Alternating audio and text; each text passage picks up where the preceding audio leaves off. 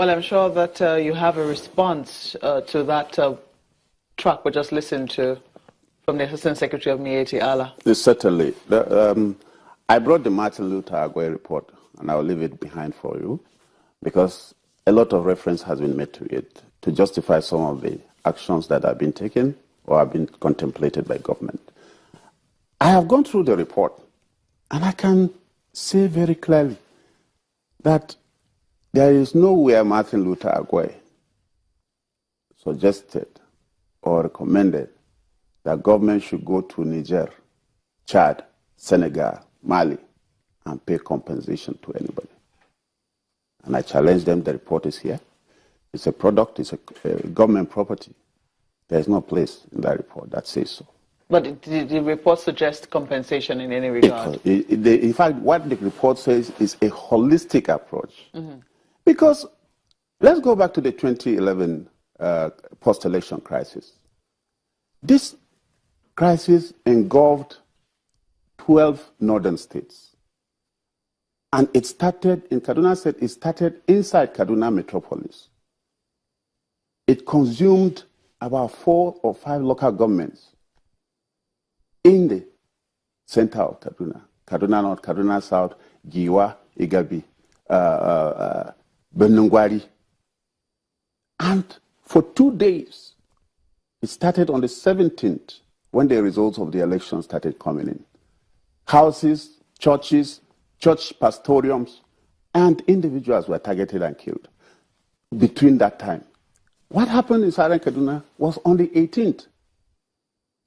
So when people start narrating as if Southern Kaduna 2011 is an isolated thing, it's not true. Now, the governor did not say it was an isolated thing. No, he keeps saying that What he said was that this report found that some of the people who were caught in that violence were herdsmen who were returning back to their countries. Does this report say that? There's no reference to it. I've read the report and I'll leave it for you. There's no reference to it? There's no reference to that. And I can tell you, I participated in that, in the commission of inquiry that was set up by government in 2011. Just a moment. Yes. You say that there is no reference to... There is no reference to herdsmen who were returning. There is no reference to 2011 post-election conflict. No, there is a reference to 2011 conflict. What is the correlation with the 2011 post-election conflict and the pattern of the cycle of conflict that Kaduna faces? The 2011 crisis, mm-hmm. which, like I have tried to point out, was something that started not in Southern Kaduna, and it took the similar pattern of burning of churches, identifying persons as suspected to be PDP members, even Muslims, and attacking them. And this was done by a particular sect of people who believed that they were either robbed of victory or something. And they unleashed havoc. So I have looked at the report, and like I was telling you, I was counsel to some of these communities in the commission of inquiry set up by government in 2011. I sat throughout the sittings. I participated in the proceedings. There was no single testimony, either written or verbal, that came to that commission of inquiry suggesting that foreigners were victims. I'm asking. And I'm saying that there is no way someone between 2011 and 2015, there's no way somebody will wake up in 2015 and invent such a story, which was not tested. I am asking, this report was submitted in August 2015 or concluded in August 2015. Yes. What was the mention of 2011 post-election conflict in relation to in this report? There are so many things. First of all, the committee realized that the conflict created a lot of bad blood between hitherto peaceful individuals, friends and communities, and made over 39 recommendations. It was not just one off. There are so many things.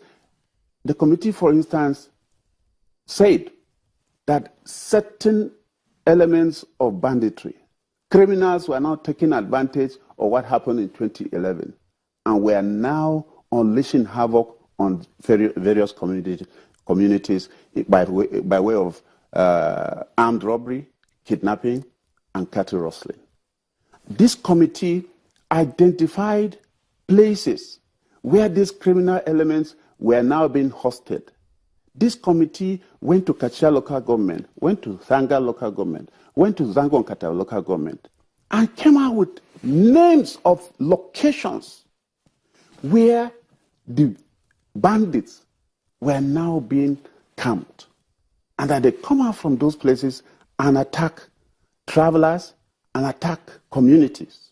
This committee recommended that government should immediately move into the forest and flush out these bandits.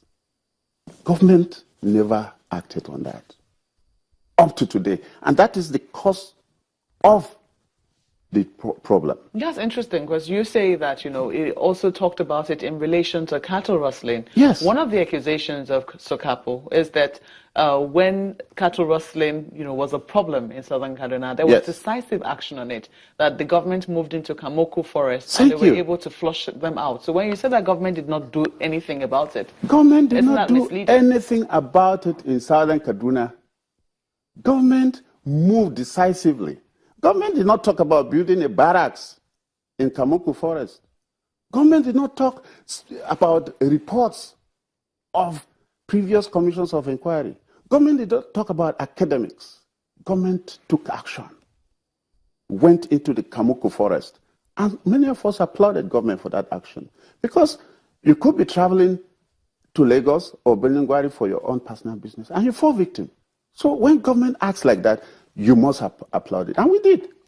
But when bandits were now coming out from our forest to attack communities, government decided to spring up explanations on behalf of the attackers. What was the cause of the renewed conflict? Because it would seem that southern Kaduna had been relatively peaceful for a while. I will tell you, that is what this committee found out. That bandits, criminal elements, were camped in various forests in southern Kaduna, and that they were coming out at will to block the roads, commit robbery.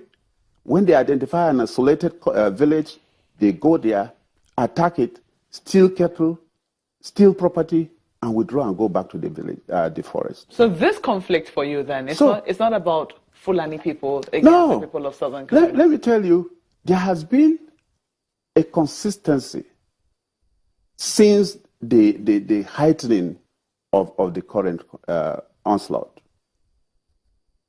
And the consistency is that the Fulani have allowed themselves to become the brand name, because communities that have been sacked, villages that have been sacked and destroyed, Fulanis now come in with their cattle and settle there. And these are not foreign Fulanis. You have villages that have been sacked in so southern many. Kaduna that Fulani... Akwa, Ninte, Gidanwaya is sacked, Pasakori is sacked. And that is still the state till today? Sure. Nobody can go there. Even in spite of the renewed security presence? I can tell you that absolutely. Our people who are the inhabitants of those villages have had all their houses destroyed. And the people who destroyed those houses have brought their cattle and they are living there. There are two different scenarios you paint. You say that a group of bandits, who live in the forest, do these attacks on people. I say it means then that you have, no problem with the Fulani people. You say, no, you do not have any problem with them, but that the Fulani people have allowed themselves be the brand name because they come and settle. But now you also allege that the people who destroyed it also settle there. That it's very difficult to draw a demarcation between who destroyed and who takes over. Because unless you have a league with the person doing the army work of destroying the community, you can't come in and settle there. You can't. Then let me tell you, one of the things in all the attacks, the Miete Allah has owned up to the attacks. Virtually in all the communities, because they bring up explanation as to why the attack took place. In every village, they will give you one story. It's either their cattle was stolen, or one Ardo was killed, I had Nasiru talking about that in reference to Ninte. Are you talking about that the Ninte was attacked because an Ardo was killed and his house destroyed by Southern Kaduna people in that environment. And so there was a reprisal. So when you have people who own up to the destruction and they are representing the Fulani. Mr. Mark Jacob, we know that, there's definitely plenty of, annoyance. Yes. But, if this report is still talking about 2011 election crisis, can we totally rule out politics? Who was in charge of the political war? If we bring in politics, I will give you a political interpretation. The people who lost election in 2011 and were aggrieved and physically came out to attack people are the ones that should be held responsible. Because those who won election were celebrated. Those who lost in 2011 were the aggrieved ones. And yes, in the whole of northern Nigeria, they came out attacking and killing and destroying. Mr. Mark Jacobs, I understand that we're already out of time. Just quickly, how would you say then that we proceed with the solutions? First of all, the governor of Kaduna State should stop talking. Because every time he opens his mouth, he says the wrong thing. He should stop talking and get to work. Nobody hates him. Nobody wants to bring him down, but he's bringing himself down. You cannot isolate the people and declare them your enemy and expect that you will win. You can never win. That's where we'll have to leave it. Thank you so much for coming on Sunrise Daily. We've been speaking with Mr. Mark Jacobs, who is a former Attorney General and Minister of Justice in Kaduna State. Sunrise Daily will continue in just a moment. Do stay with us.